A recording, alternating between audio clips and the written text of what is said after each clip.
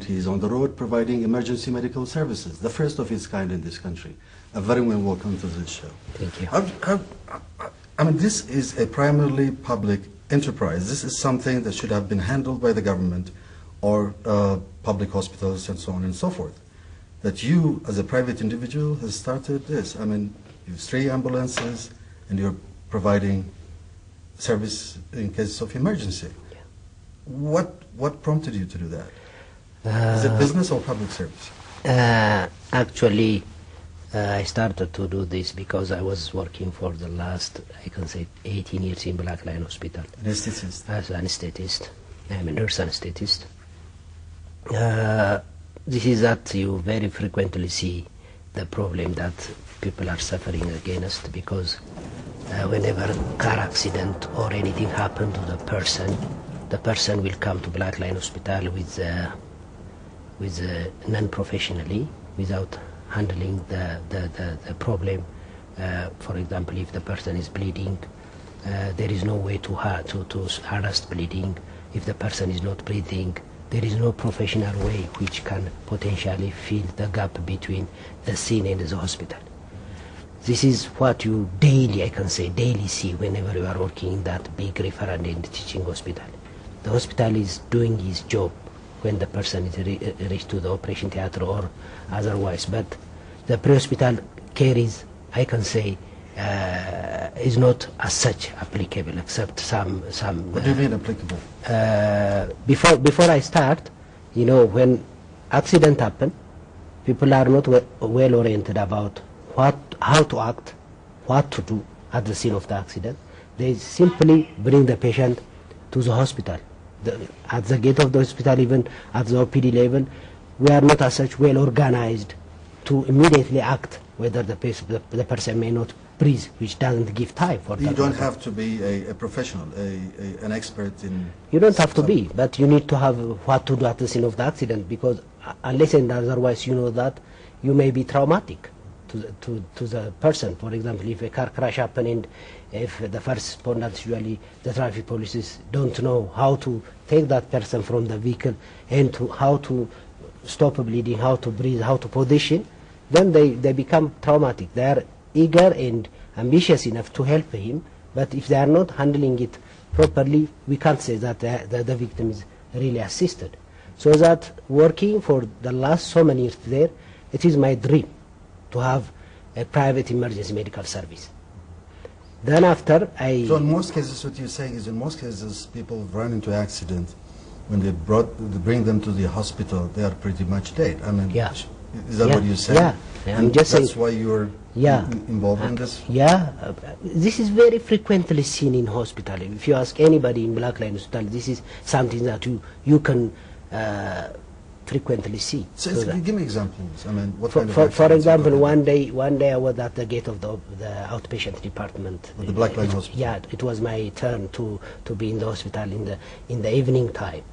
When I pass by, I see a ladder carrying a patient. You know, in around, I can say, American Embassy in Shromeda, people were, you know, fighting to each other. They are young people. Then a young people was cut around here. This is a big artery. You know, within 50 minutes you may lose all the blood volume that you have. Then from Black Lion, from Shromeda, they drive him to Black Lion Hospital without having any sort of first aid. If anybody, young people should know about this. If anybody was well oriented how to stop bleeding, even if they squeeze around here, they can let this guy to reach to the hospital. But without doing that, they think that Black Lion Hospital is, you know, doing everything for them. Time is very important factor, you know. They drive from Shromeda to Black Lion. At the gate, I was there, unfortunately, and I tried to check his pulse. Then he's not there. The taxi is full of blood. Nobody was... I tried to interview them. How do you bring the patient? We bring him from... We were fighting. We see the blood is gushy. We bring him. Did anybody of you don't know how to stop bleeding if you squeeze? We don't know that. They thought that Black Lion do something miracle. No way. Every citizen, every fellow citizen should know clearly about first aid and health safety things so that they can act at the scene of the accident to preserve life. But there are, you may probably run into situations, into accidents, in which case the guy who had this accident is probably hopeless, and there is nothing you can do about it. What would your role be here? I mean, the information is not just enough here, the way to provide the primary first aid stuff. You need a professional who, you need paramedics basically, who would be providing those kinds of services right on the spot. Yeah. That means as you drive to the nearest hospital or whatever. Yeah, and this is not something that this is what I'm just trying to explain. You know, yes, we need a paramedic. Till we get a paramedic, we need to teach our fellow citizens what to do at the scene of the accident. Whatever hopeless the patient, you have to attempt accordingly. If he is not breathing, you have to let the patient to breathe, one or another. There is, you know, the other part of the world is solving the problem by letting people learn one or another about first aid very clearly, so that they can act accordingly at the scene of the accident. Otherwise, till we develop a curriculum, we develop everything to have a paramedic, people are dying. So that a person like me should show some sort of commitment to implement the project. And it is very paradoxical, you know. It is very humanitarian touch. It is a very humanitarian job, and it is very expensive.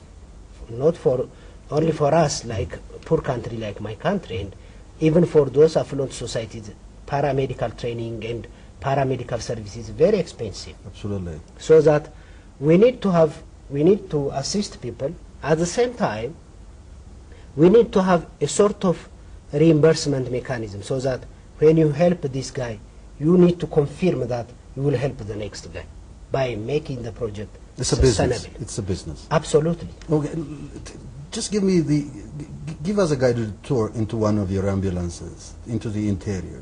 Like you run into an accident. Say it could be a road accident, a traffic, whatever, a car accident, and you get there, and what kind of you get a call, right? Yeah. Someone calls you, yeah, and then you shoot there. Yeah.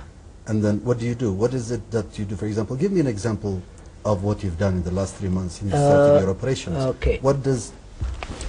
You know, it is a very huge task that I know that it is a very huge task, because my country is in the top in the global list of road traffic injury. We are sustaining in 2000 European calendar published from the international. List, it is 191.6 deaths per 10,000 licensed vehicle. Now recently our traffic police people tell us that it is 137 deaths per 10,000 licensed vehicle, which is very huge. Between the first and the second country, for example, between Ethiopia and Nepal, there is huge difference as well. So that we can't sit and see by just analyzing our problem. We need to be one or another pragmatic. And my interest is to reach to the scene of the accident, road traffic injury, and pregnant woman. That's one of the cases this is my target group, and I have handled some cases, because to reach to the scene of the accident from road traffic injury point of view, it is a multi-sectoral problem, and it needs a multi-sectoral approach. I am trying to link my project with the traffic policies, transport authority, road safety, and the other organization as well. So that we need to sort out how to the reimbursement come from insurance people or the other. Now we'll come back to that, but but I try to reach to one accident, for example. Whenever I reach to the accident, it is very difficult in our contingency to implement clearly the scenario. Anyway, I try to be